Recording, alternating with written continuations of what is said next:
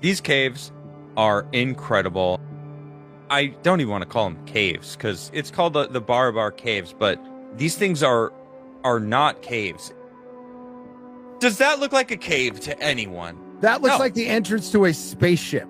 That's Yeah, right, exactly.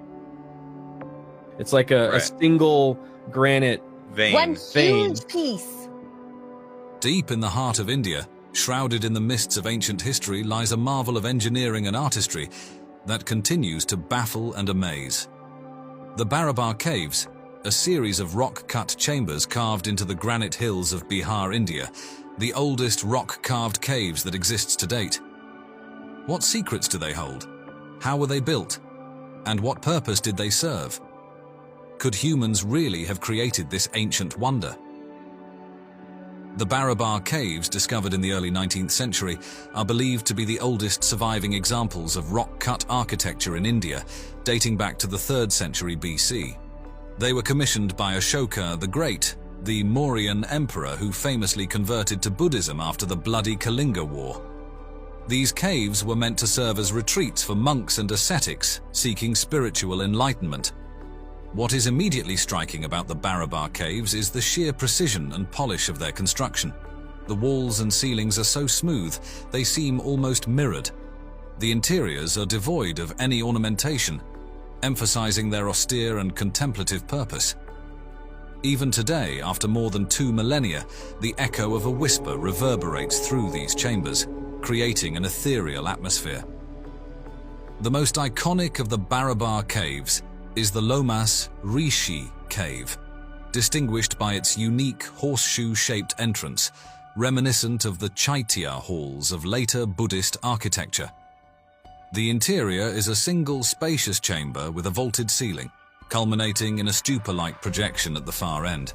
The acoustics within the Lomas Rishi Cave are extraordinary, creating a sense of otherworldly resonance that amplifies even the slightest sound. But how were these caves built? The technology available at the time was rudimentary, consisting mainly of iron chisels and hammers.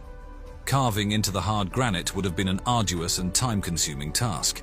Yet, the sheer scale and precision of the Barabar Caves suggest a level of mastery that seems almost impossible for the time. Some scholars theorize that the Mauryans might have employed advanced techniques, perhaps even using fire to weaken the rock before chiseling.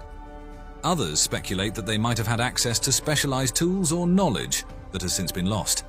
The mystery of their construction only adds to the allure of the Barabar Caves. The Barabar Caves are not just architectural marvels, they are also repositories of history. Inscriptions found within the caves provide valuable insights into the Mauryan era, including Ashoka's edicts promoting peace and non-violence. These inscriptions show Ashoka's profound transformation from a ruthless conqueror to a benevolent ruler, a transformation that reverberated throughout the Indian subcontinent. But the Barabar Caves also raise intriguing questions. Why did Ashoka choose this particular location? Was it for its strategic importance, its natural beauty, or its spiritual significance? The story of the Barabar Caves is far from over. These ancient marvels hold more than just questions of technique and purpose. As we dig deeper into the mystery, we find that the caves are connected to a broader network of ancient secrets, some hiding in plain sight, others concealed beneath the surface of history. The Barabar Caves, it seems, are just the beginning. Let's turn our attention to the staggering amount of stone that was removed to create these caves. Carving out even one of these chambers would have required moving hundreds of tons of solid granite. While this might seem difficult enough today, with cranes and modern machinery, imagine doing it over 2,000 years ago with only basic tools.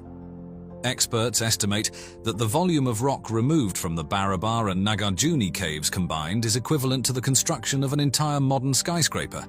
The caves aren't just hollow spaces, they are carefully engineered cavities with perfectly smooth walls and astonishing acoustic properties. This raises the question, were these caves intended for something far more complex than simple meditation? If we step outside the narrow confines of traditional archaeology, a number of unconventional theories begin to emerge. One of the most compelling is the possibility that these caves were not simply religious sanctuaries, but sites for ancient experiments with sound and resonance. Sound, after all, was a powerful force in many ancient cultures, believed to be a tool for healing, communication, and even construction.